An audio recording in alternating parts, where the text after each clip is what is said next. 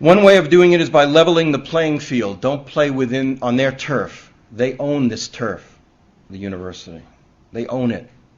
There's no countervailing authority. All the senates and collegiality and whatever, it's all just advisory. It's a sham. Okay? Unions, by and large, are collaborators. Okay? There are exceptions. It's just the truth. Okay? I'm not saying this to condemn anyone. You just got to know this. Okay?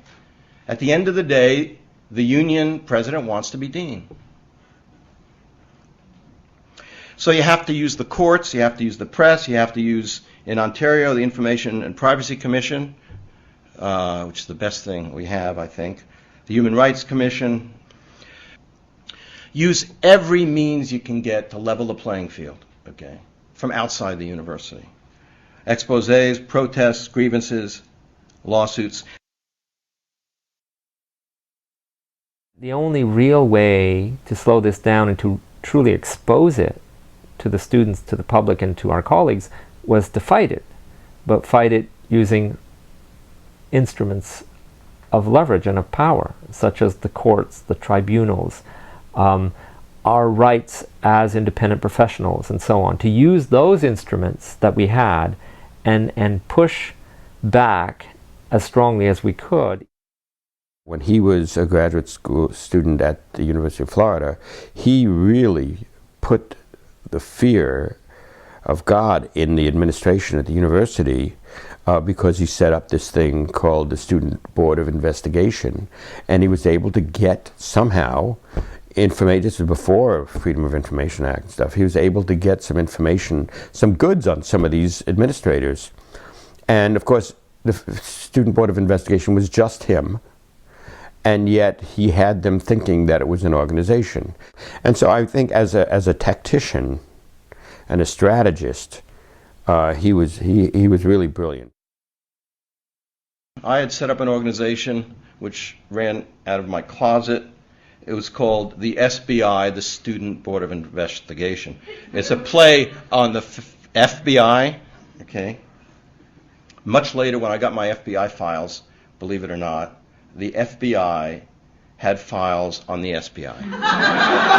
No kidding. Okay?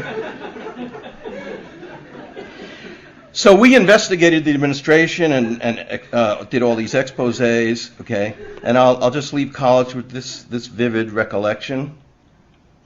We had to distribute some leaflets. Don't try this today because they'll shoot you, okay?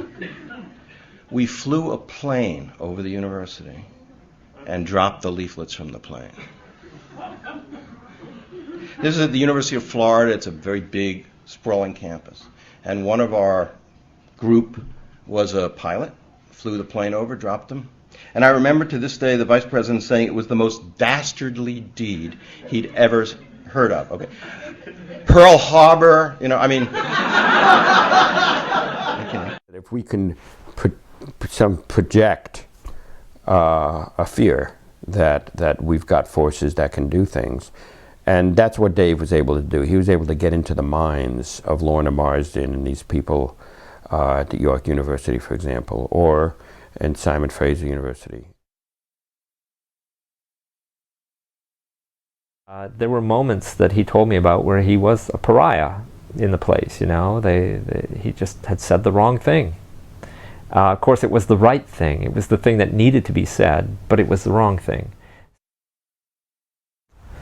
David had a hard time in the academic world precisely because of the fearless way that he confronted senior university officials. It wasn't simply that he raised difficult and provocative questions about the commodification of the universities, but it was that time and time again he insisted on holding accountable those who were involved, often in very personal and direct ways, and that he would use the full force of whatever instruments were available to him. As you know very well, David repeatedly sued universities. who attempted to silence him or who were not transparent with information about the issues that he investigated. Therefore, academics who were involved in the corporatization process feared David. Therefore, they gave him, to put it mildly, a hard time. There's a direct line between the sort of episode that I described to you at that Harborfront event about Virtual U and the fact that David was, in a scandalous fashion, denied the Woodsworth chair at Simon Fraser University. Senior administrators were really frightened of having David around, and they would do everything possible to keep him away, to throw him onto the defensive. There are people who tried to oppose or expose his activism by pointing these things out, or saying, you know, he was fighting against his father or something. And what's his name? Finkelstein. In his documentary about him, he said, you know, people would accuse me of this and that. And he said, okay, I agree. Well, maybe I got this thing about my mother and she was a survivor, and my father. Yeah, but is what I'm saying true or not?